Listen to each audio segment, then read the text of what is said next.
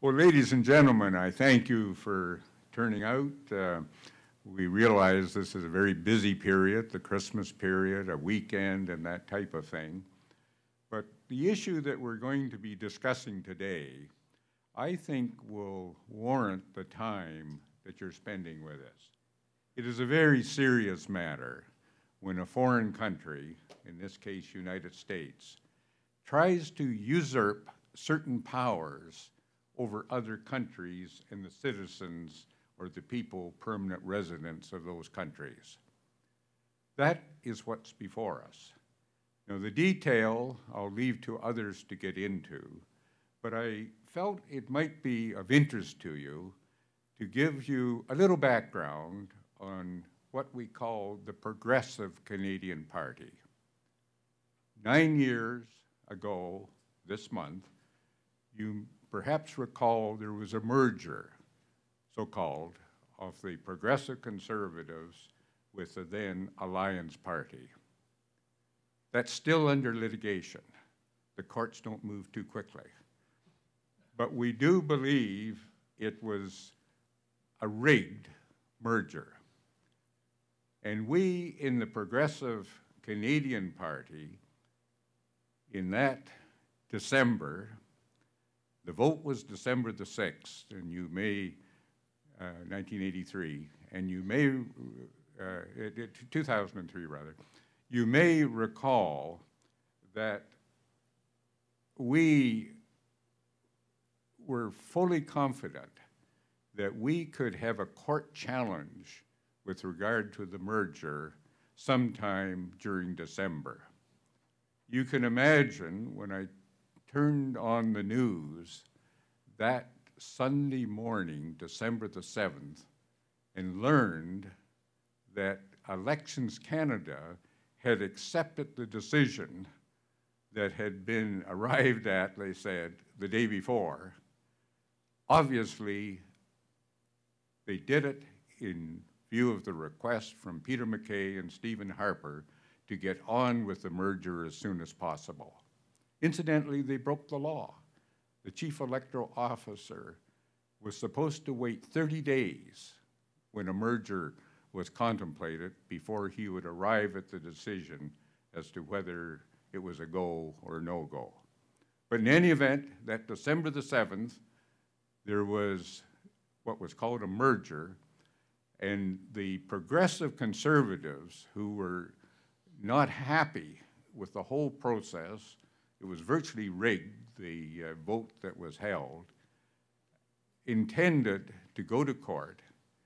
But when we were faced with the reality of this merger being acknowledged, we decided to then take what, and our lawyer advised us that we could do, take what was remaining in the old Progressive Conservative Party and reincorporate, if you like, the Progressive Conservative Party to carry on. What we found, though, is the chief electoral officer wouldn't agree to that. He said, we've already got a Conservative Party. We can't have you renaming yourselves as the Progressive Conservatives. And as a result, the group that was behind that, Al Gullen was one of the leaders at the time, decided to use the name Canadian, Progressive Canadian Party, with the initials PC, which the chief electoral officer accepted at that time. So if you today will keep that in the back of your mind, we in the Progressive Canadian Party feel that we're the successors to the party that was established by Sir John A. Macdonald back at the time of Confederation. And in fact, he was the one that introduced, in a letter to a gentleman called Strawn in Toronto, introduced the concept of progressive. He suggested they had to be a progressive conservative party, and that is where the name progressive comes from. We use the name Progressive Canadian in the sense that I think it's very appropriate today. Canada needs representation at the national level. And what you are considering today, and I'm looking forward to some of the experts that are here to discuss it, is the fact that a foreign nation is attempting to levy taxes against people who are still technically citizens of the United States, and there are over 1 million of them in Canada. And we say that's just wrong. It's inherently wrong not to acknowledge the sovereignty, in this case of Canada. And to that extent, there will be 3 headings that you will be told about today. But the heading that I'm most interested in is the Canadian Charter of Rights and Freedoms. I was in Parliament when that was passed in 1982. I remember the debate. I remember the significance that was felt, not only in Parliament, but throughout the country, that we were getting our own charter, a charter that would identify what is uniquely the Canadian rights and freedoms. Now, the reason it's relevant to today, as I've indicated, what we're living with is this threat from the United States, who wish to become extraterritorial in the sense of tax collection. I think it's interesting to bear in mind some of the wording of the Charter of Rights and Freedoms.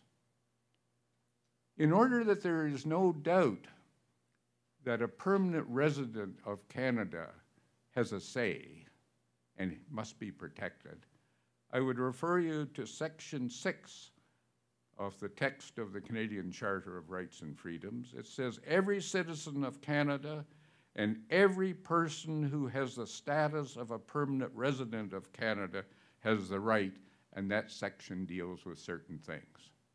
But the most significant section of the Charter is 15.1. And put yourself in the context, when I say individual, put yourself in the context of a U.S. citizen, according to the Americans, being referred to. That section says, every individual is equal before and under the law and has the right to the equal protection and equal benefit of the law without discrimination, and in particular without discrimination based on race, national or ethnic origin, color, religion, sex, age, or mental or physical disability. That catches the so-called U.S. citizen. Certainly if he's been here longer than 6 months, he's a permanent resident. And this charter, and coming out of today, if you agree, we will be making a representation first to Finance in Ottawa, who have requested comments on this subject. We will be making a representation, among other things, of pointing to the need to obey the Charter of Rights that is 30 years old in Canada. I thank you for coming. I hope to hear your input as we go ahead, but by all means, you are doing a great service for Canada and the citizens and permanent residents of Canada. Thank you very much.